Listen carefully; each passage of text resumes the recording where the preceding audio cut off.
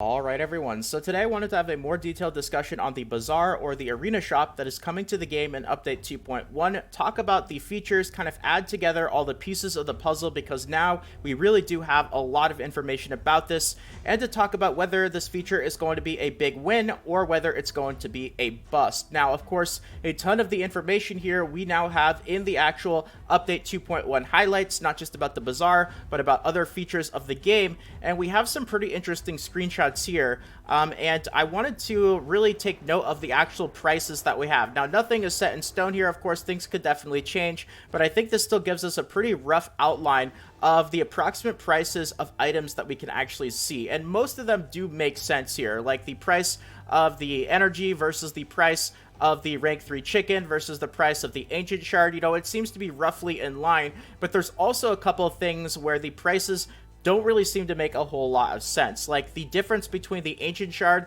and the other two types of shard, the void and the sacreds, seems a bit off. An ancient shard is 1,000 gold bars, but then you have a void shard here, which you can see cut off, which has a price tag of what looks like to be 12,000 gold bars. And if you scroll down to this image right here, you can see that the sacred shard has a price tag of 24,000 gold bars. So, void shards and sacred shards are way, way more expensive than ancient shards. And at first glance, it might seem like there's something wrong with the prices. Maybe they're not actually exactly what they appear to be in the screenshot. But after taking a look at it a bit further and really understanding how this mechanism works right here on how the items are actually going to reset, the prices start to make a little bit more sense. And it makes sense how the ancient shard is actually quite reasonable in price because there's only so many items that you're actually going to be able to buy. And once you actually buy an item, you're going to have to wait for the cooldown period to begin. So after purchasing an item, that particular slot goes on cooldown and will not be refreshed until the cooldown runs out.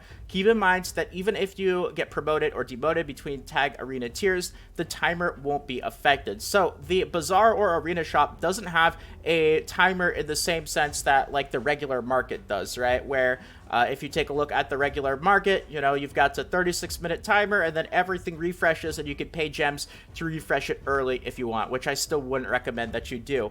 But it seems like with the Bazaar, the way that it's going to work is that the individual items are going to actually have timers themselves, and they're not actually going to start until you buy the item. So, once you buy, say, the Ancient Shard, for example, now it's going to start, let's just say, a 7-day timer, right? And in that 7 days, you are not going to be able to buy another Ancient Shard. So even though it might only cost 1,000 gold bars, compared to the price of the void shards and the sacred shards that cost 24,000 and 12,000 gold bars, you're only going to be able to buy one of them. So if you can only buy one of them per week, it's not really going to make that big of a difference if it only costs 1,000 gold bars because you're probably going to be buying it anyway. Out of all the items that I actually see here available in bronze, I would easily say by far the ancient shard is where you're going to want to put your gold bars to use. Now, speaking of these actual items laid out here, you can actually see that they are classified based on the placement that you're actually in Tag Team Arena. And this is definitely a very hot topic of discussion right now, especially among the content creators, is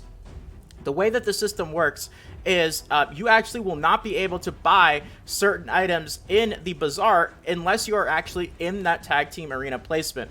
And it seems unnecessary because the actual rewards for ranking up in your placements, you're going to get more gold bars anyway. So it's not like you don't want to rank up. You're going to want to rank up anyway just to be able to get more gold bars. And the Diamond also mentioned here that you're also going to get an additional bonus of gold bars each week based off of what tier you're actually in at the end of the week. So let me show you guys this message right here. Somebody asked, do you have any insight in how many gold bars different tiers can earn a week? Checked it, guys. Didn't have the exact numbers of points, but it may change till the patch. But number one here, you'll get gold bars for winning the series for each of 3 rounds, e.g. 1 round 5 gold bars, victory in all 3 rounds 15 gold bars.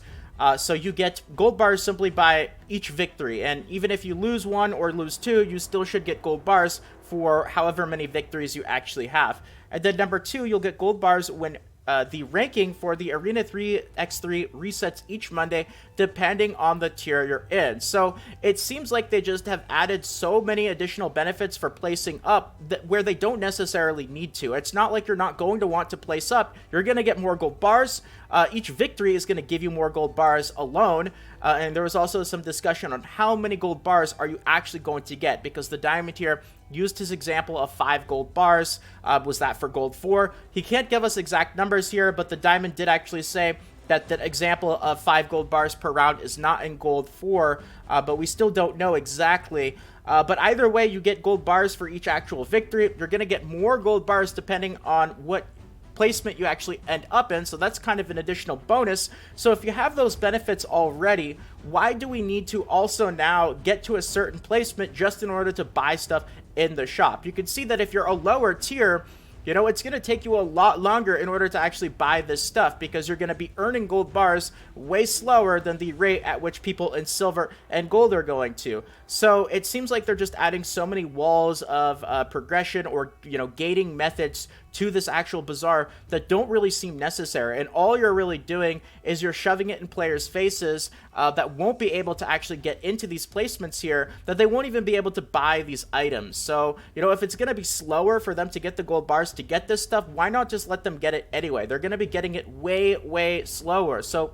you know, this is one of those things that just kind of gives off a sour taste in your mouth. And I think a lot of the content creators have been talking with the Diamond as well as other people at PlayerUp to try to get them to change this, because it just doesn't really seem very necessary at all.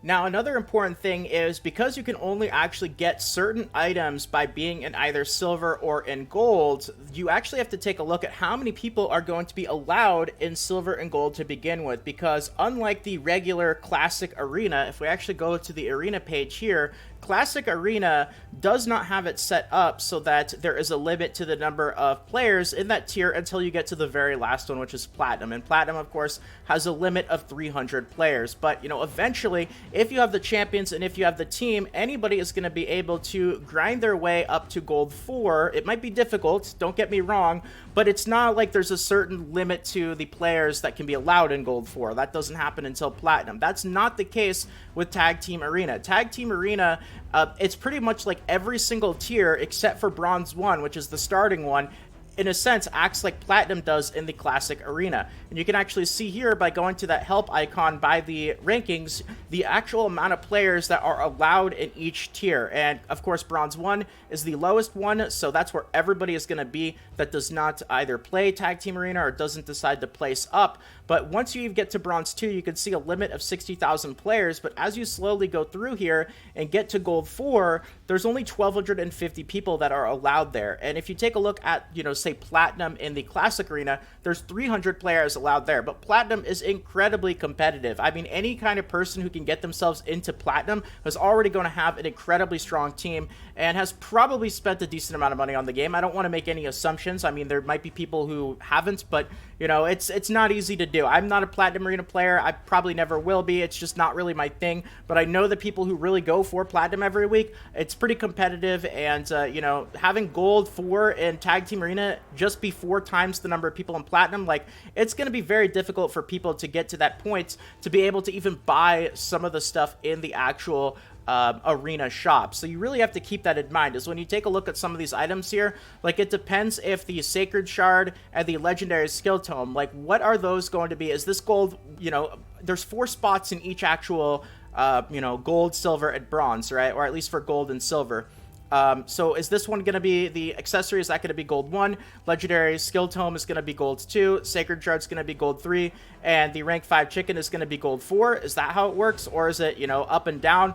Or maybe it's just all gold, and as long as you can get into any kind of gold, you'll be able to buy any of those 4 items. I think that's, out of the options that they have so far, that one would be the best. But completely removing this, removing that kind of gate where you need to be in a certain tier just in order to buy stuff, I think is the best course of action, even for Plarium, because you still get more gold bars just by simply ranking up and placing higher anyway. So you're going to be able to get the items, you know, you're going to be able to get more of them. And based off of the numbers that we have for how many gold bars we're going to get, it's not like you're going to be able to clear out the bazaar that's just not going to happen, right? There's no way you're going to be able to get, what would that be, 2470? It looks like already over 100,000 gold bars to clear the shop. Let's just say that the items have a 1 week period to reset. That's 10,000 plus gold bars per day. I mean, even if you're a whale, that just doesn't seem like it's going to be realistic at all. So you don't have to worry about that. And I think that's probably, they could definitely work with this and fine tune it before it's released to make it a lot more player friendly. But also,